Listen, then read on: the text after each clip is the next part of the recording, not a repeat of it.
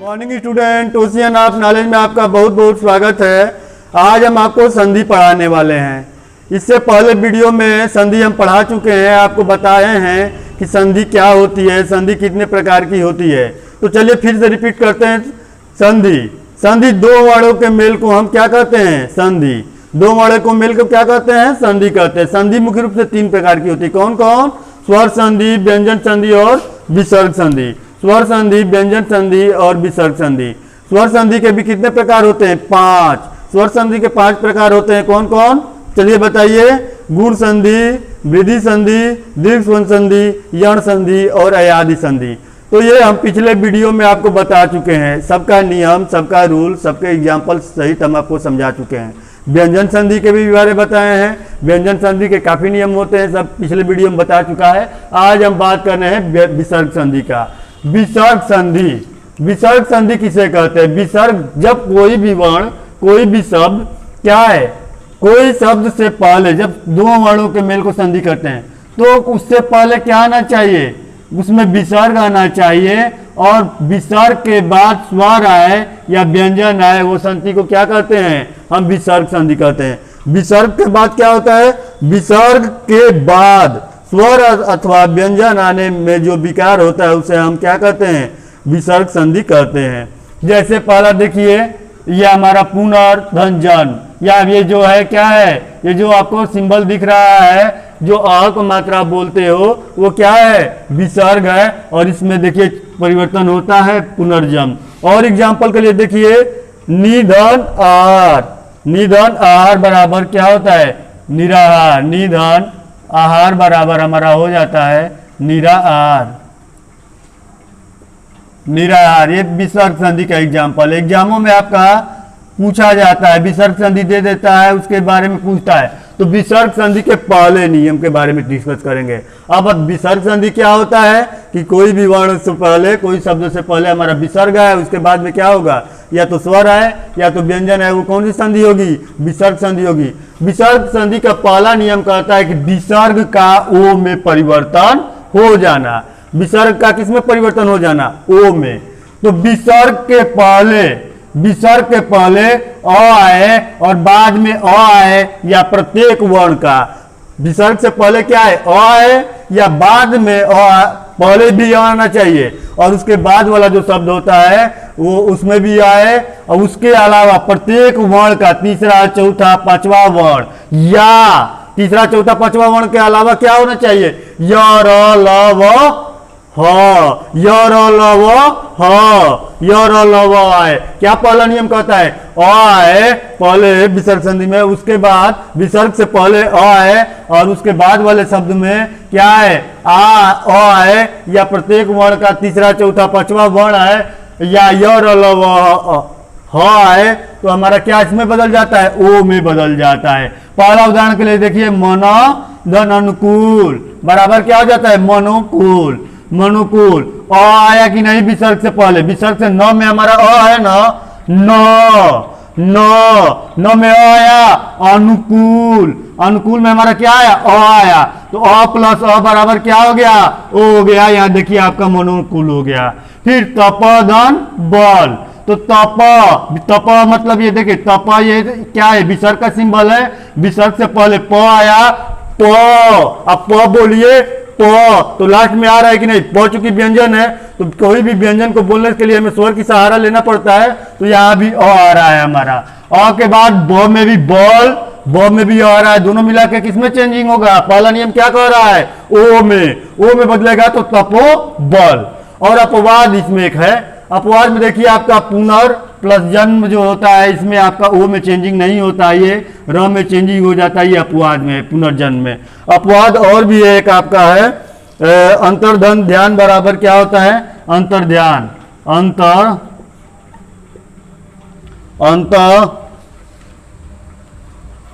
ध्यान बराबर अंतर्ध्यान हो जाता है। ये आपका अपवाद है, ठीक है। इसके बाद दूसरा नियम, विसर्ग का पहला नियम क्या देखे, विसर्ग का पहला नियम में ये कह रहा है ओ में परिवर्तन हो जाना। कब, विसर्ग से पहले अ आए, उसके बाद अ आए, या प्रत्येक वर्ण का तीसरा चौथा पांचवा वर्ण आए, या य र ल व ह आए तो ओ में बदल जाता है। दूसरा नियम क्या कर रहा है, विसर्ग का र में परिवर्तन हो जाना, विसर्ग का र में परिवर्तन हो जाना। लेकिन कैसे, कैसे होगा, इसके नियम पढ़ रहे हैं। विसर्ग, विसर्ग से पहले अ आ नहीं आना चाहिए, विसर्ग से पहले क्या नहीं आना चाहिए, अ आ नहीं आना चाहिए। और विसर्ग के बाद या तो अ आए या आ आए या छोटाऊ आए या बड़ाऊ आए, प्रत्येक वर्ण का तीसरा चौथा पांचवा वर्ण भी आ जाए। प्रत्येक वर्ण का क वर्ग जैसे है, च वर्ग है, ट वर्ग है, प वर्ग है, य वर्ग है, इसमें का कोई तीसरा वर्ण क्या होगा, क वर्ग का ग, च वर्ग का तीसरा वर्ण क्या होगा, च छ ज, इसमें भी कोई वर्ण आ जाए, इसके अलावा य र ल व ह आ जाए तो किस में बदल जाता है, र में बदल जाता है। किस में बदल जाता है, र में। देखिए कैसे, निधन आशा, निधन आशा बराबर निराशा। या ई आए ना, बोला है ना कि अ या आ नहीं, अ या आ नहीं आना चाहिए, तो नी में क्या आया, ये हमारा कौन सा आया, ई आया, छोटी ई आया, और उसके बाद आ आना चाहिए तो हमारा किस में बदलेगा, र में, तो ये निराशा हो गया। फिर देखिए निधन बराबर निर्धन, या ई आया प्लस अ आया, ये किस में चेंज हुआ, यहाँ र में चेंजिंग हुआ।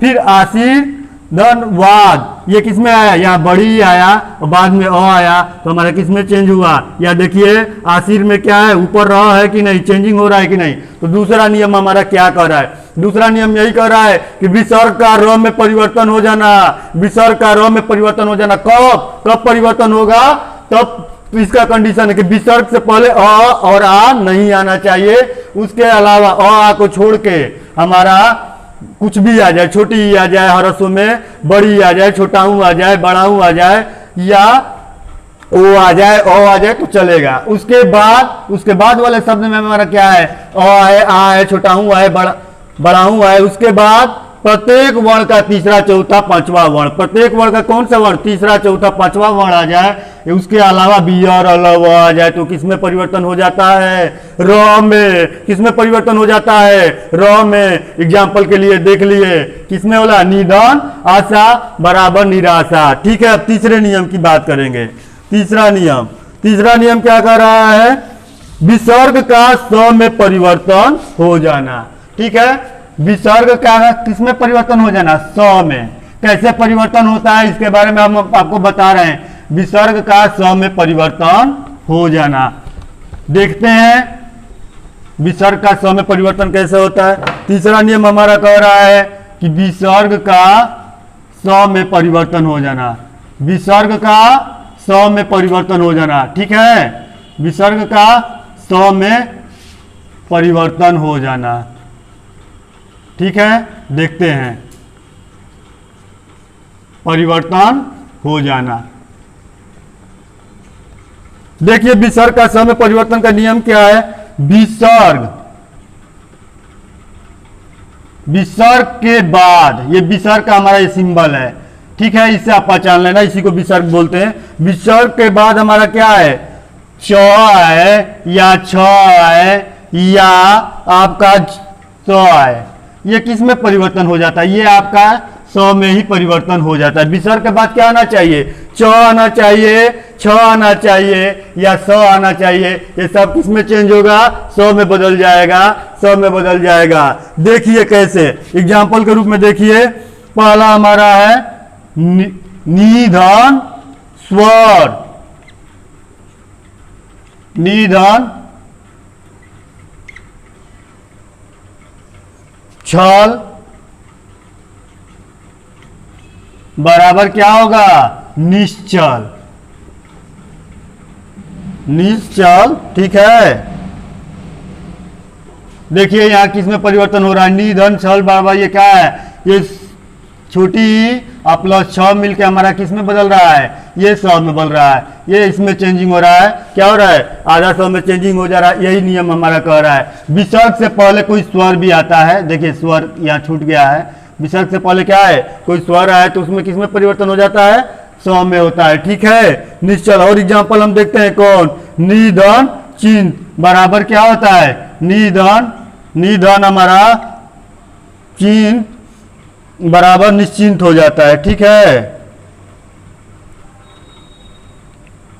निधन चिंत बराबर निश्चिंत।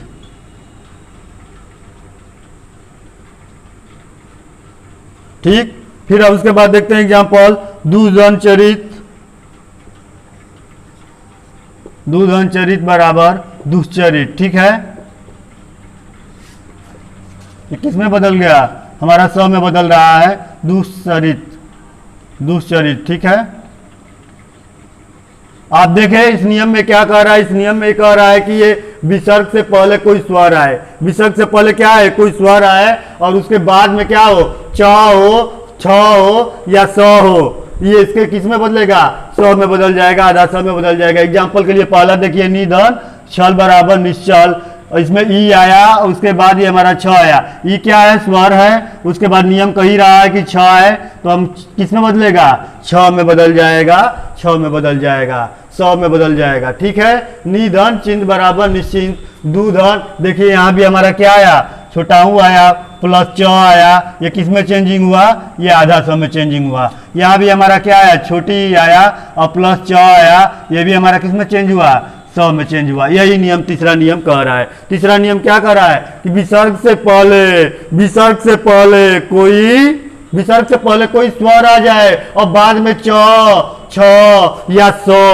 च छ स आ जाए तो किस में बदल जाएगा, आधा स में, आधा स में चेंजिंग हो जाता है। अब विसर्ग का हम चौथा नियम देखेंगे, विसर्ग का चौथा नियम, विसर्ग का षटकोण स में परिवर्तन हो जाना, विसर्ग का किस में परिवर्तन हो जाना, षटकोण स में परिवर्तन हो जाना। देखते हैं विसर्ग का षटकोण स में परिवर्तन होता है तो क्या नियम कहता है, विसर्ग का षटकोण स में परिवर्तन हो जाना। देखिए विसर्ग का षटकोण स में परिवर्तन हो जाना, ये नियम क्या कह रहा है, ये नियम कह रहा है विसर्ग से पहले। ठीक है, विसर्ग से पहले हमारा क्या है, विसर्ग से पहले, विसर्ग से पहले हमारा क्या होना चाहिए, छोटी ई या छोटा ऊ आ जाए, छोटा ऊ अब प्लस क आ जाए या ख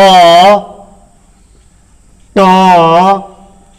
फिर ठ प और फ आ जाए, क्या आ जाए, विसर्ग से पहले हमारा क्या आ जाए, और ये किस में बदल जाएगा, ये षटकोण वाला स में बदल जाएगा। विसर्ग से पहले, विसर्ग से पहले अगर छोटी ई आ जाए, छोटा ऊ आ जाए और उसके बाद में क आ जाए या ख आ जाए या ट आ जाए या ठ आ जाए या फ आ जाए या फ आ जाए, ये षटकोण वाला स में चेंजिंग हो जाता है। आप देखते हो, अब इसका एग्जाम्पल देखते हैं, निधन कपट, निधन कपट बराबर निष्कपट, क्या हो जाएगा, निष्कपट हो जाएगा, निधन कपट बराबर निष्कपट। आप देख रहे हो ना चेंजिंग हो रहा है कि नहीं हो रहा है, निष्कपट। यहाँ क्या आया, ई आया ना, बोला है ना कि ई आ जाए, उसके बाद क आए, ई के बाद क्या है, क आ जाए तो किस में बदल जाएगा, स में, षटकोण वाले स में, किस स में, षटकोण वाले स में बदल जाएगा। ठीक है ना, षटकोण वाले स में बदल जाएगा। उसके बाद देखते हैं निधन ठूर, इसका और एग्जाम्पल देते हैं, निधन ठूर बराबर निष्ठुर, निधन ठूर बराबर क्या होगा, निष्ठुर, किसमें बदला, निष्ठुर। ये देखिए आपको यहाँ भी नी मतलब क्या हुआ, हमारा ई आया या ऊ आया और ये किसमें बदल जाएगा, सॉरी ई के बाद ठ आया ना, ये किसमें बदल जाएगा, ये षटकोण वाले स में बदल जाएगा। ये नियम क्या करता है कि विसर्ग से पहले, विसर्ग से पहले, विसर्ग से पहले यदि छोटी ई आ जाए या छोटा ऊ आ जाए, विसर्ग से पहले यदि छोटी ई आ जाए और छोटा ऊ आ जाए और बाद में क ख ट थ प फ में कोई भी वर्ण आ जाए, ये में कोई भी वर्ण आ जाए बाद में क ख ट फ फ, तो किसमें बदल जाएगा, षटकोण वाले स में बदल जाता है। एग्जाम्पल में देख ही लिए आप, निधन कपट बराबर निष्कपट, ई प्लस क बदल गया किसमें, स में, षटकोण वाला स में। अब चलिए नेक्स्ट नियम की बात करते हैं। चौथा नियम के बाद पांचवा नियम देखते हैं, ये हमारा चौथा नियम था, पांचवा नियम देखते हैं। पांचवा नियम क्या कह रहा है? विसर्ग संधि का पांचवा नियम, विसर्ग संधि का पांचवा नियम को देखते हैं। विसर्ग संधि का विसर्ग का स में परिवर्तन हो जाना, विसर्ग का स में परिवर्तन हो जाना, विसर्ग का स, कौन सा स? डांटी स, विसर्ग का स में परिवर्तन हो जाना, ये वाले स, विसर्ग का स में परिवर्तन हो जाना। देखिए 3 स पढ़ लिए, एक तालाबी स, एक षटकोण स, और ये भी क्या है? डांटी स। विसर्ग का इसमें परिवर्तन हो जाना, क्या इसमें करेंगे? विसर्ग में परिवर्तन हो जाना, इसका क्या नियम है? देखते हैं। विसर्ग का स में परिवर्तन हो जाना, विसर्ग हमारा क्या कह रहा है? कह रहा है कि विसर्ग से के बाद, विसर्ग के बाद क्या है हमारा? विसर्ग के बाद हमारा आ जाए तो या थ आ जाए, विसर्ग के बाद तो या थ आ जाए तो वो किस में बदल जाता है? स में बदल जाता है। एग्जाम्पल के लिए देख लीजिए आप, नमदन ते, नमदन ते बराबर क्या कर रहा है? विसर्ग से बाद है, विसर्ग है ना, इसको विसर्ग बोलते हैं, ये विसर्ग है, और विसर्ग के बाद हमारा क्या आ रहा है? तो आ जाए तो किस में बदलेगा? स में, स में बदलेगा ना, तो देखिए क्या हो जाता है? नमस्ते। बदला कि नहीं बदला? बदल रहा है ना। तो अब देखिए उसके बाद और एग्जाम्पल हम देखते हैं। निधन तेज बराबर क्या हो जाता है? निस्तेज, निधन, निधन तेज बराबर क्या होगा? निस्तेज। तो आप देखिए यहाँ भी विसर्ग आ गया, विसर्ग से पहले स्वर है, व्यंजन है, इसके बारे में कुछ नहीं बोला है। अब बाद में क्या आना चाहिए? तो ये किस में बदलेगा? स में क्या हो जाएगा? निस्तेज, निस्तेज हो गया ना। ये देखिए पांचवा नियम कह रहा है। पांचवा नियम क्या कह रहा है? कि विसर्ग के बाद, विसर्ग के बाद, विसर्ग के बाद तो आ जाए या थ आ जाए तो हमारा स में बदल जाता है, ठीक है ना। अब विसर्ग के बाद हम छठवां नियम देखेंगे।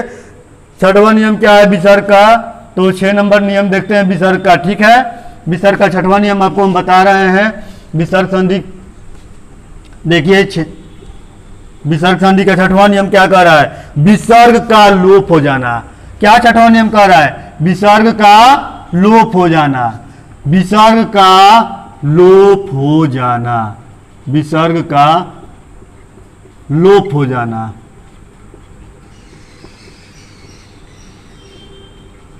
विसर्ग का लोप हो जाना, ठीक है।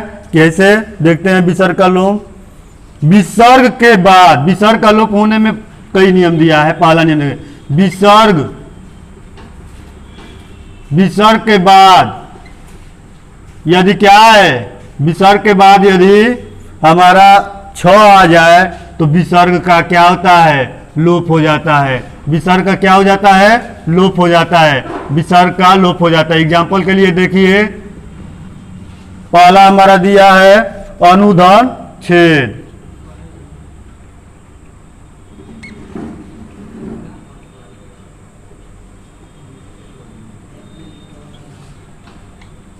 अनुधन छेद बराबर क्या हो जाएगा? अनुच्छेद हो जाता है, ठीक है। और एक एग्जांपल देख लीजिए। अब दूसरा इसका नियम देखते हैं। विसर्ग का बाद र है, विसर्ग के बाद क्या है? र है, विसर्ग के बाद र आ जाए तो भी क्या होता है? विसर्ग का लुप्त हो जाता है। और विसर्ग का लुप्त हो जाना, विसर्ग का लुप्त हो जाता है, और स्वर जो होता है क्या हो जाता है? दीर्घ में बदल जाता है, स्वर का दीर्घ हो जाना। एग्जाम्पल इसका देखेंगे हम। निधन रोग बराबर क्या हो जाएगा? निरोग, ठीक है। निधन रोग बराबर हमारा क्या हो जाएगा? निरोग हो जाएगा। तो देखिए यहाँ विसर्ग का लोप हो गया और क्या हो गया? ये दीर्घ में परिवर्तन हो गया। जो ये आपका क्या था? छोटी था, बड़ी में परिवर्तन हो गया। देख रहे हैं ना, यही है दूसरा नियम। तीसरा नियम अब देखेंगे हम विसर्ग का। विसर्ग से पहले, विसर्ग से पहले क्या हो? अ या आ है, विसर्ग से पहले अ या आ है और बाद में कोई स्वर हो,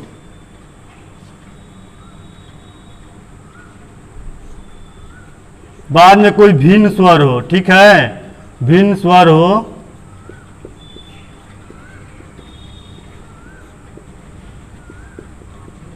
तो विसर्ग का लोप हो जाता है।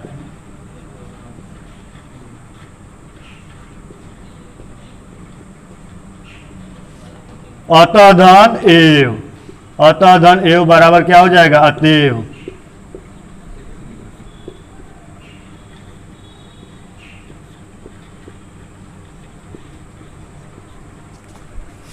अब विसर्ग में परिवर्तन न होना, लास्ट नियम है, आप देख लीजिए, विसर्ग में परिवर्तन न होना, विसर्ग में परिवर्तन न होना।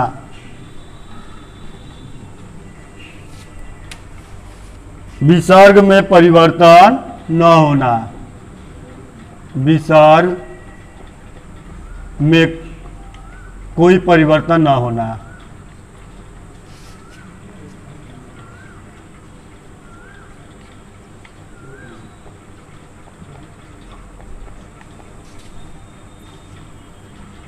विसर्ग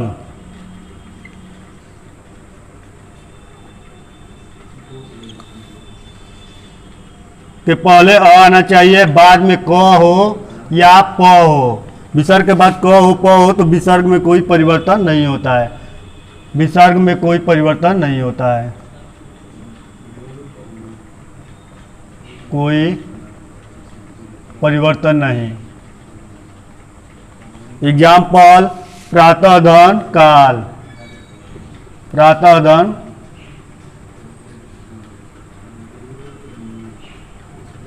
काल बराबर प्रातः काल होता है, ठीक है, प्रातः काल, कोई परिवर्तन नहीं हुआ। उसके बाद और देखिए एग्जाम्पल, अंतःधन करण, अंतःधन करण बराबर क्या होता है, अंतःकरण, इसमें भी कोई परिवर्तन नहीं कर रहा है, अंतःकरण। बोल रहा है क्या होना चाहिए, विसर्ग के बाद अ आए और बाद में हमारा क्या हो, क हो या प हो। तो देखिए यहाँ का आया, त में अ आया और प्लस बाद में क्या आ रहा है, क आ रहा है, किसमें बदल रहा है, विसर्ग में कोई चेंजिंग नहीं हो रहा है। यहाँ देखिए विसर्ग में कोई चेंजिंग नहीं हुआ, यहाँ भी कोई भी चेंजिंग नहीं हुआ। ये आपका विसर्ग संधि समाप्त हुआ। इसके बाद अगर विसर्ग संधि में कोई भी नियम न समझ में आया हो तो प्लीज़ कमेंट बॉक्स में कमेंट कीजिएगा। Thank you.